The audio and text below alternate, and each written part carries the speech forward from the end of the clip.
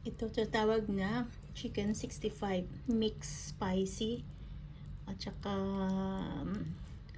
kumbaga normal at saka mix spicy. Ito ay ang sarap ng pagluto nila, oh. Yung juicy ang pagluto nila. Kain tayo, guys. With mixed rice. Ang rice nila masarap din.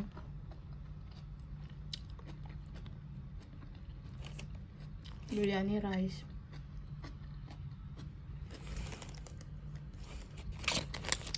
With matching vegetable.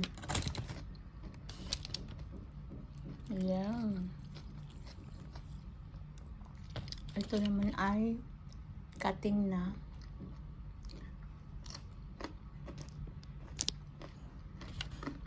carrots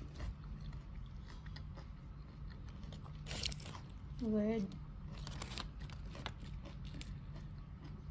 dahon ng my favorite. Tsaka meron silang mga condiments, guys.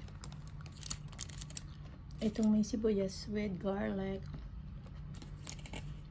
with laban. Sarap yan. Ganyan kumain, guys, ang mga taga-Arabic.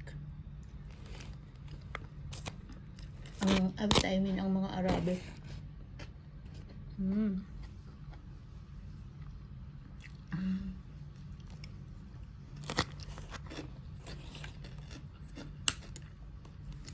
Tapos, ano naman ito? Mga surprise yung mga condiments nila ba?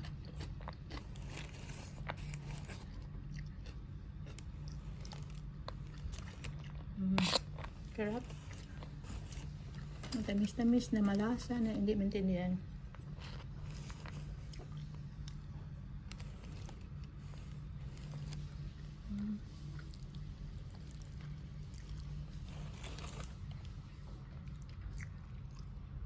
Grabe, guys, kumakain ako, nag-live. Gumagawa pa ako ng premiere. Of course, hindi mawawala talaga ang isang glass.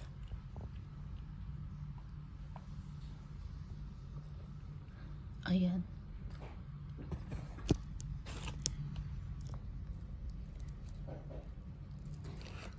Ang sarap ng guys, ng pagkain na to. Ang paggawa nila ay parang, ewan ko ano mang ginawa dito. Fresh na fresh, tapos talagang juicy ang paggawa nila.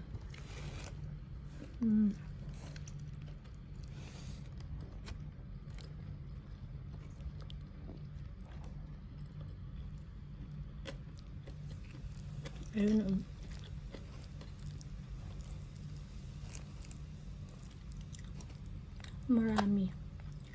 Marami parang kalahating manok o isang manok yan.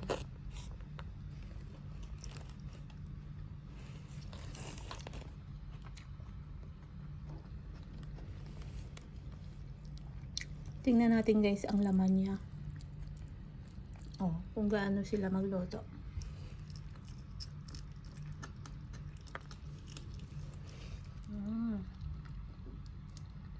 Grabe naman.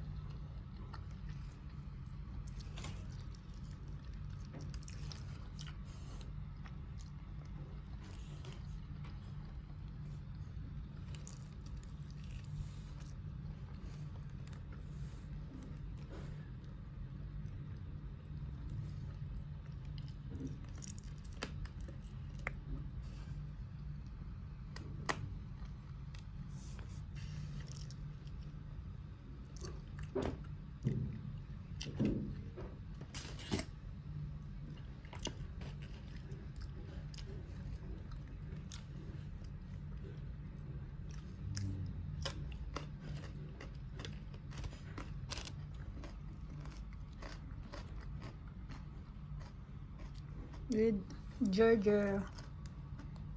Ito ang dahon na to, ginger.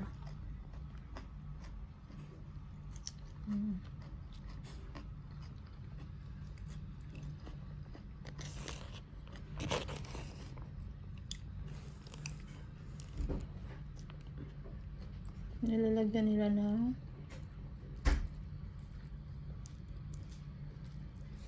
ayan.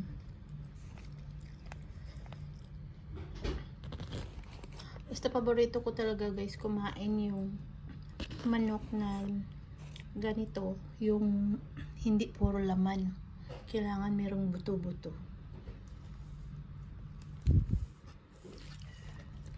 Diba? Ganito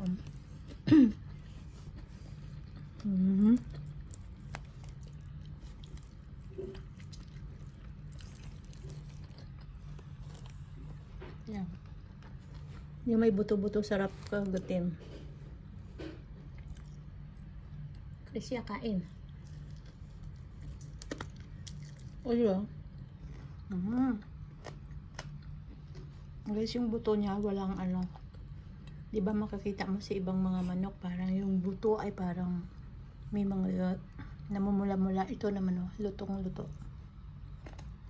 So means okay ang kanilang pagluto. Parang mga expert na sila dito kasi since na nagpunta ako sa area na to, talagang restaurant na to hanggang ngayon, imagine. So mag ano na ako dito sa area na to, 14 years. O di ba?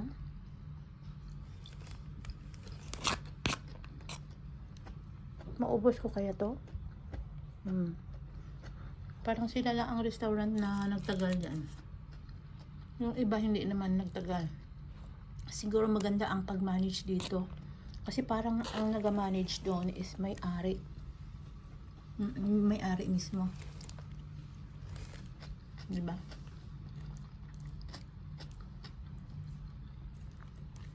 Kasi guys, kapag nagbi-business ka, according sa mga expert kapag ikaw may-ari ang naghawak ng business, talagang matagal talaga. Kumbaga hindi ka mabigla ang down, 'di ba?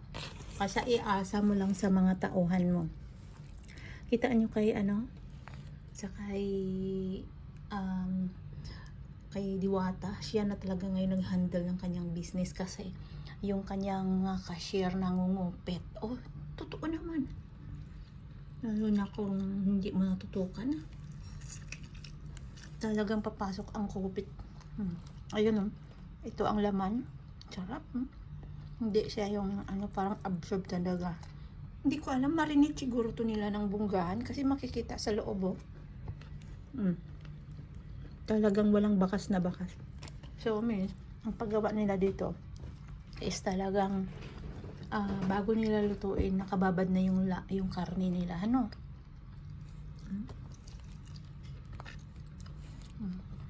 Diba? Talagang absorb na absorb ng mga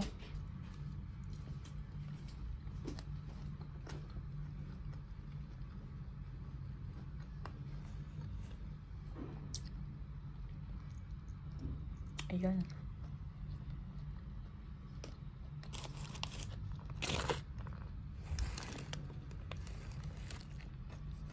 So yun guys, ang aking sa pagkain na ito, sobrang galing. 'Di ba? Talagang satisfied ako sa pagkain na to. Talagang ginawa talaga ng professional talaga ang gagawa nito.